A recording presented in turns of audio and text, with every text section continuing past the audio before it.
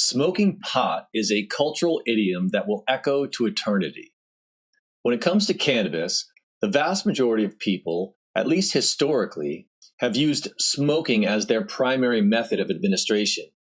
That is, the primary method for delivering THC, CBD, and other compounds found in the cannabis plant into their bloodstream. But that's changing. The emergence of the medical use of cannabis has created innovation in product development and delivery systems. After all, what medicinal drug is delivered via smoking? There are medicinal drugs that are administered via inhalation as a route of administration, inhaled steroids, for example, but none that use smoking as a method of administration. You may be wondering, what's the difference between route of administration and method of administration? Smoking and vaping are different methods of administration, yet both use the respiratory system as a route of administration. The method and route of administration are important for a variety of reasons. For example, some adverse effects are associated with the route of administration. Irritation of the respiratory system, for example, is only a potential adverse effect of inhalation. More importantly, however, the route of administration determines the pharmacokinetics, or more simply, how the body processes cannabinoids once they have been introduced into the body. There are pros and cons for each route of administration. Individuals may use more than one route depending on their needs.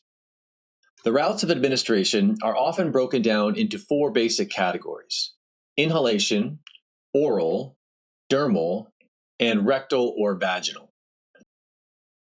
The two primary benefits of inhalation are onset of effect and dose regulation.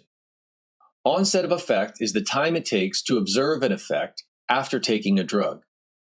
Compounds from cannabis permeate the capillaries of the lung and pass into general circulation through pulmonary arteries. They quickly cross the blood-brain barrier. Individuals typically feel an immediate effect. Not only does this provide immediate relief from a medical standpoint, but it also allows for more careful dose titration. The duration of effect tends to be shorter as compared to ingestion, for example. Oral administration could involve two distinct routes. The first route is ingestion. The second route is intraoral. There are blood vessels under our tongue and on the side of our cheeks that absorb cannabinoids before they are swallowed. The benefit of intraoral administration is a more rapid onset of effect as compared to ingestion, but not as compared to inhalation, and a greater degree of absorption. Oral absorption is said to produce an onset of effect that is somewhere between inhalation and ingestion. The primary benefits of ingestion are the duration of effect, that is, how long the effect lasts. The effects typically last longer when cannabinoids are ingested as compared to being inhaled. Dosing can be a little tricky, however, because the correct dose may not be known until after the product has been consumed.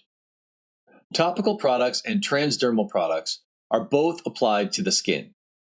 Topical products may be effective for cuts, scrapes, rashes, and joint pain. Without a pharmaceutical agent to drive cannabinoids deeper into the tissue, these products generally do not enter the bloodstream and lead to any systemic effects, nor will they lead to a positive drug test. Transdermal products typically include a pharmaceutical agent. Transdermal products are applied to areas of the skin with lots of blood vessels, so that the compounds will be more readily absorbed. Many drugs that are administered orally can also be administered rectally or vaginally as suppositories. Limited data are available for cannabinoids administered via these methods.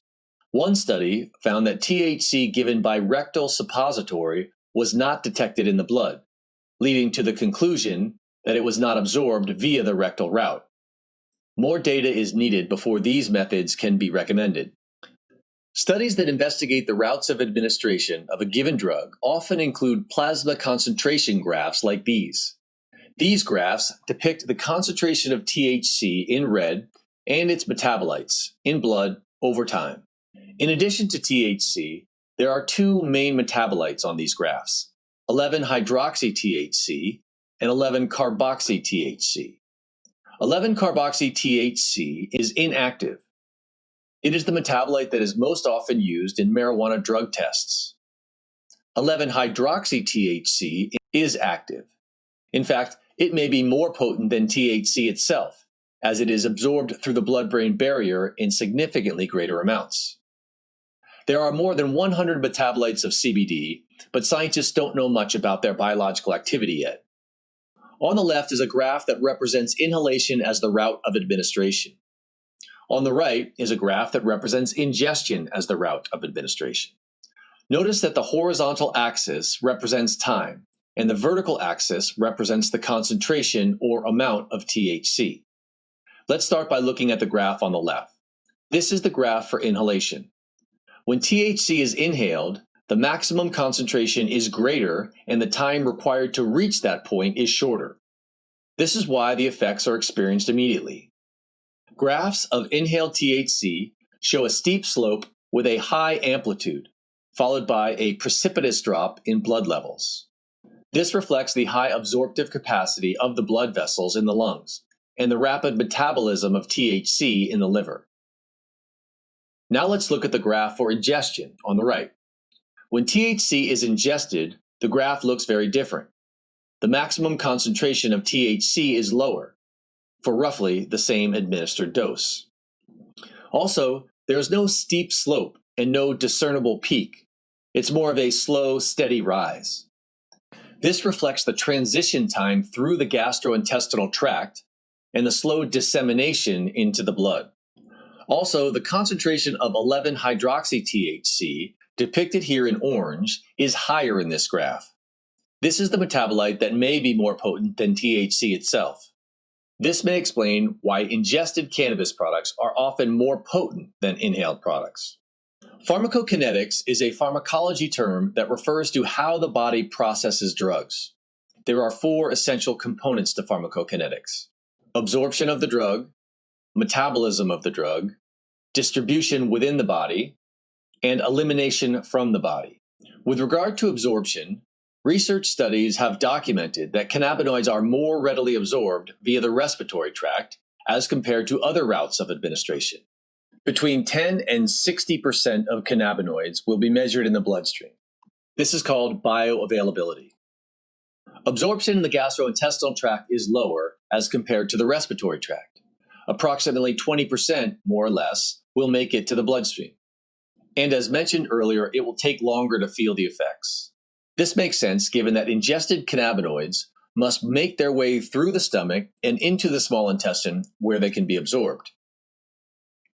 Once absorbed, by whatever route, cannabinoids are metabolized by enzymes in the body.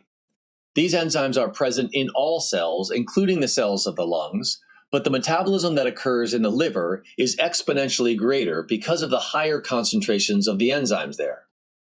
First-pass metabolism refers to the metabolism of compounds that have been absorbed in the small intestine and transferred directly to the liver for processing. In the liver, cannabinoids are converted by enzymes to the various metabolites mentioned earlier. Distribution refers to how the compounds are distributed in the body. This mostly refers to their circulation to the brain and other tissues via the bloodstream.